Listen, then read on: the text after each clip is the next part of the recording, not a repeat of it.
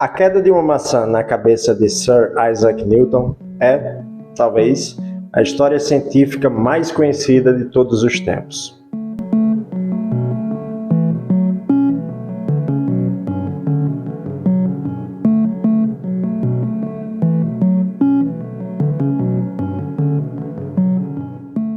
Você provavelmente já ouviu essa história. Newton estava sentado tranquilamente debaixo de uma macieira quando, de repente, uma maçã cai na frente dele, ou, segundo algumas histórias, na cabeça dele. E, no momento de iluminação momentânea, num lampejo de genialidade, ele descobre a gravidade. Esse relato é divulgado em salas de aula pelo mundo afora, redes sociais, vídeos, documentários, biografias, em muitas versões diferentes, umas bem mais romantizadas do que outras. Eu deixei aqui no vídeo, inclusive, algumas dessas versões, caso você queira conferir.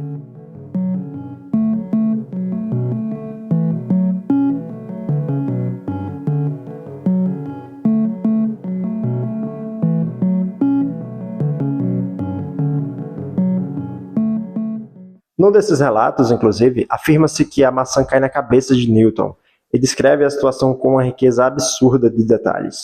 Mas hoje eu quero te fazer um convite.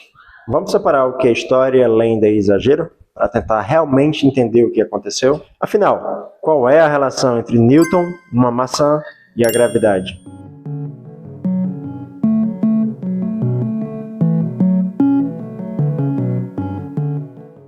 Vamos voltar para a Inglaterra do século XVII.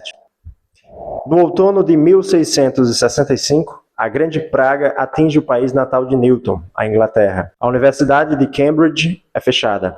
Os alunos vão embora. Newton, ainda jovem, com seus 23 anos, retorna para a fazenda da sua família, em Woolsthorpe. E aqui é importante entender uma coisa. Newton não estava de férias, ou pelo menos ele não encarou esse período como tal. Esse período, entre 1665 a 1667, ficou conhecido como o Ano do Milagre de Newton, ou Annus Mirabilis, pois foi ali que ele começou a desenvolver ideias importantes sobre cálculo, óptica, movimento e gravidade, que causaram grande impacto na física do seu tempo. Ou seja, quando a famosa maçã cai, Newton já estava há tempos pensando profundamente sobre ciência e matemática. Agora, reparem uma coisa importante. Quando a gente compara os relatos históricos sobre o episódio da maçã, o que aparece não é uma história única e bem definida, mas várias versões diferentes sobre o mesmo acontecimento. Em algumas, a maçã cai na cabeça de Newton. Em outras, ela cai enquanto ele observa o movimento dos corpos. Há relatos em que sequer exista uma maçã, apenas a observação direta da queda dos corpos. O curioso é que, quanto mais distante no tempo o relato é escrito, mais detalhes surgem. Detalhes sobre o lugar, sobre o momento exato, sobre o que Newton estava fazendo ou pensando. E isso acende um alerta histórico importante. Episódios dos quais não temos registros históricos diretos, escritos no momento em que aconteceram, dificilmente permitem uma riqueza de detalhes com tanta segurança.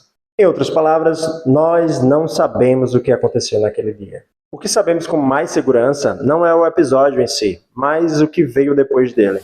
E é aí que a história começa a ficar realmente interessante. Vamos começar pelo erro mais básico. Newton não descobriu a gravidade como um fenômeno, nem mesmo deu nome a ele. Mais de 1000 anos antes de Newton, as pessoas já falavam em gravidade como a propriedade dos corpos pesados, ou graves. De forma resumida, a palavra vem do latim gravis, que significa pesado. Pensadores bem informados, como Galileu, décadas antes de Newton, entendiam e utilizavam a palavra gravidade para descrever o fenômeno da queda dos corpos pesados ou graves, e não da explicação em si dessa queda. Todo mundo sabia que as coisas caíam. O que ninguém sabia era por quê.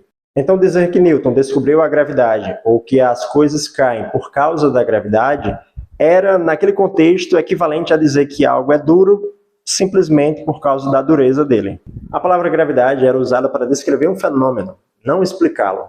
E o próprio Newton sabia disso. Então, se Newton não descobriu a gravidade, teria ele descoberto a causa da gravidade? Aqui vem uma parte que pode surpreender muita gente. Do ponto de vista histórico, ao que tudo indica, Newton não acreditava que a gravidade puxava os objetos à distância como se fosse um imã invisível. Ele dizia, com todas as letras, que uma ação à distância sem qualquer intermediário era algo filosoficamente inaceitável. Então, o que ele imaginava? Hipóteses. Em seus cadernos mais antigos, escritos entre 1664 e 1665, Newton chegou a propor que a gravidade fosse causada por uma corrente descendente de éter, uma substância invisível que fluiria do espaço em direção à Terra. Parte desse éter retornaria ao espaço, mas de forma mais lenta, fazendo com que o efeito resultante fosse uma pressão contínua dos corpos para baixo. E quanto mais próximo da superfície da Terra, mais forte seria essa pressão. O que explicaria porque um mesmo corpo pesaria mais perto do solo do que longe dele, algo que era considerado plausível na época. Newton acreditava fortemente nessa ideia. Seus registros mostram que ele ainda acreditava em hipóteses muito semelhantes quase 10 anos depois desses primeiros escritos. Hoje sabemos que uma explicação da gravidade com base em correntes de éter está completamente equivocada. Mas perceba, Newton já tinha uma tentativa coerente de explicação mecânica para a queda dos corpos. E isso antes do famoso episódio da maçã, que teria ocorrido apenas em 1666, cerca de um ano depois. A formulação da lei da gravitação universal, como a conhecemos hoje, não foi do dia para a noite, muito menos na rapidez da queda de uma maçã. Isso é ciência feita entre as garras e os dentes. Newton não recebeu a resposta. Ele tentou construí-la durante anos. Agora vem a pergunta inevitável. A maçã existiu ou não? Tudo indica que sim, mas não da forma como costuma ser contada.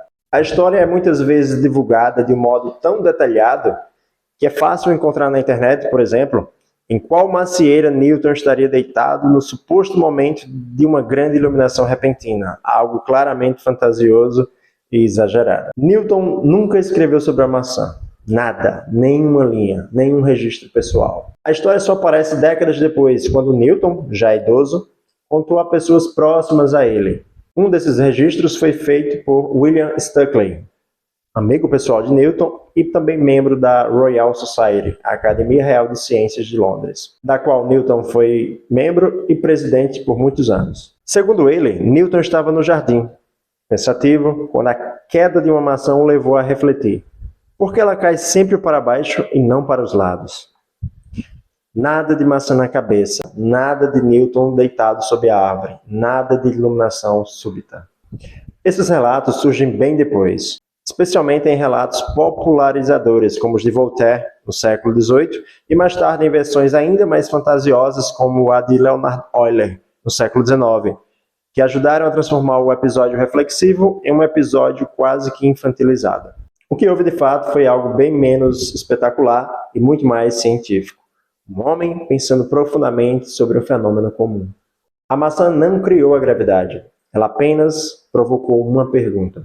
E na ciência, uma boa pergunta pode mudar absolutamente tudo. É aqui que a história deixa de ser curiosa e passa a ser revolucionária. E também um pouco mais delicada. O que realmente se passou na cabeça de Newton ao ver a maçã cair?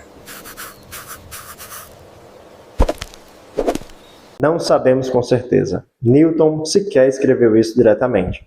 O que temos são relatos tardios de pessoas próximas a Newton e, sobretudo, seus manuscritos da mesma época. Aliás, eles mostram algo fundamental. Segundo o relato preservado por John Conduit, amigo de Newton e marido de sua sobrinha, foi nesse período que Newton passou a considerar que a mesma gravidade que o faz uma maçã cair poderia se estender muito além da Terra, talvez mesmo até a Lua.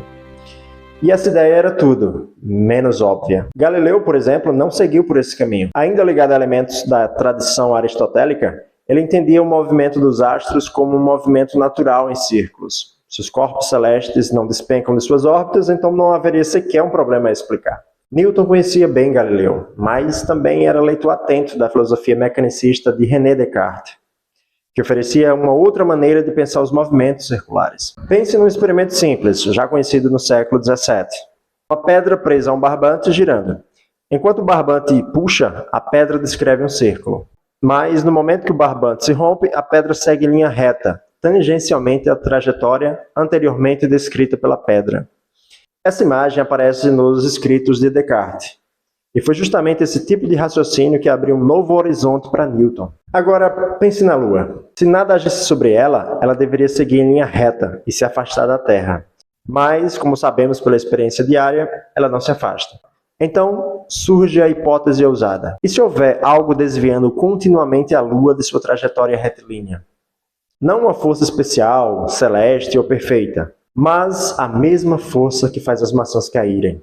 Nesse sentido, e apenas nesse sentido, pode-se dizer que Newton percebeu algo novo. A Lua não está parada no céu. Ela está, de certo modo, caindo o tempo todo, enquanto avança para frente. Essa foi a verdadeira revolução em si.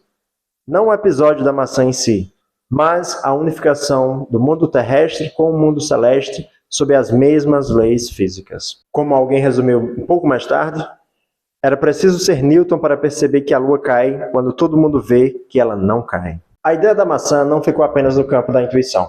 Segundo os relatos preservados por John Conduit, Newton decidiu fazer algo raro na sua época: testar matematicamente a sua hipótese. Hoje em dia, isso é um dos pilares da ciência moderna, mas na época não. A pergunta agora não era mais filosófica, mas física. Será que a mesma gravidade que atua na Terra é suficiente para explicar o movimento da Lua? Para isso, Newton partiu de uma suposição essencial, que ele já vinha amadurecendo havia anos. A gravidade não deveria ter a mesma intensidade em todos os lugares. Ela seria mais forte da Terra e mais fraca à medida que a distância aumentasse em relação ao centro da Terra. Mais especificamente, Newton já trabalhava com a ideia de que a gravidade diminuía com o inverso do quadrado da distância em relação ao centro do planeta Terra. Se isso fosse verdade, a queda da Lua deveria ser bem menor do que a queda de um corpo próximo à superfície da Terra, porém, ainda assim, calculável. O que Newton fez, então, foi um teste de coerência. Estimou quanto a Lua cai em direção à Terra em um curto intervalo de tempo. Comparou esse valor com a queda de um corpo próximo à superfície da Terra e levou em conta que a Lua está cerca de 60 vezes mais distante do centro da Terra do que nós estamos. O resultado, quando os números estavam corretos, foi impressionante. A queda calculada da Lua era compatível com a queda dos corpos próximos à superfície da Terra. É claro, dentro da precisão das medições do século XVII. Isso sugeria fortemente que os dois fenômenos tinham a mesma causa, ou seja, a gravidade. Mas a história não é tão limpa quanto possa parecer. Nos primeiros cálculos, Newton utilizou um valor impreciso para o tamanho da Terra, baseado em medições antigas. Com esse número errado, o resultado simplesmente não funcionava. Isso o deixou profundamente frustrado.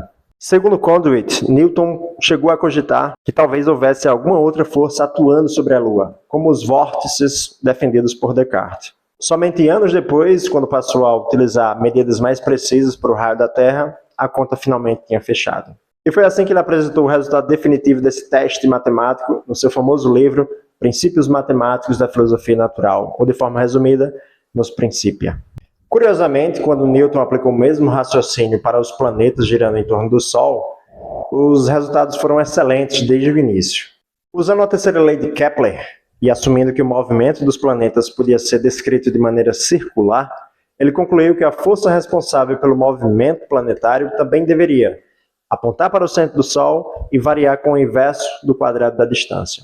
Ou seja, a mesma estrutura matemática parecia explicar a queda dos corpos próximos à superfície do planeta, o movimento da Lua e o movimento dos planetas em torno do Sol.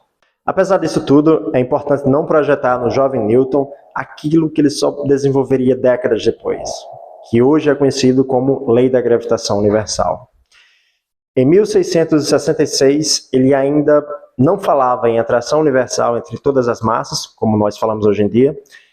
Ele não usava o conceito, portanto, de força gravitacional que temos hoje em dia, e ele ainda pensava a gravidade em termos de mecanismos como fluxos de éter, uma explicação que atualmente não sequer citamos. Mas o essencial já estava lá, a ideia de que o céu e a terra obedecem às mesmas leis físicas, algo disruptivo para sua época. Então, afinal, podemos dizer que a maçã criou a gravidade? Não, a maçã só caiu, como ela sempre cai. O que fez a diferença não foi o acaso, nem um lampejo mágico de genialidade. Foi uma mente preparada, anos de estudo, dúvidas, erros, cálculos que deram errado e a persistência de continuar pensando. A história da maçã é tentadora por ser simples. Ela transforma uma ideia profunda em um momento de pura sorte e faz a ciência parecer um milagre repentino. Mas a ciência não funciona assim. Ideias não caem do céu nem da árvore. Elas nascem quando alguém já passou tempo suficiente fazendo as perguntas certas. A maçã não criou a gravidade. Ela só encontrou alguém que já estava pronto para enxergar algo além da queda. E talvez essa seja a lição mais importante de todas. A ciência não é feita de epifanias isoladas, mas de preparação, crítica e trabalho paciente. Se você gostou desse tipo de abordagem, deixa seu comentário aqui embaixo e me conta. Qual outro mito científico você acreditou por ser simples e conhecido demais para ser questionado? Se você quiser mais informações sobre o episódio da maçã, eu deixei aqui na descrição desse vídeo o link do artigo que inspirou esse vídeo, chamado A Maçã de Newton, História, Lendas e Tolices, do historiador da ciência brasileiro, inclusive, Roberto de Andrade Martins. Aproveite, boa leitura e até o próximo vídeo.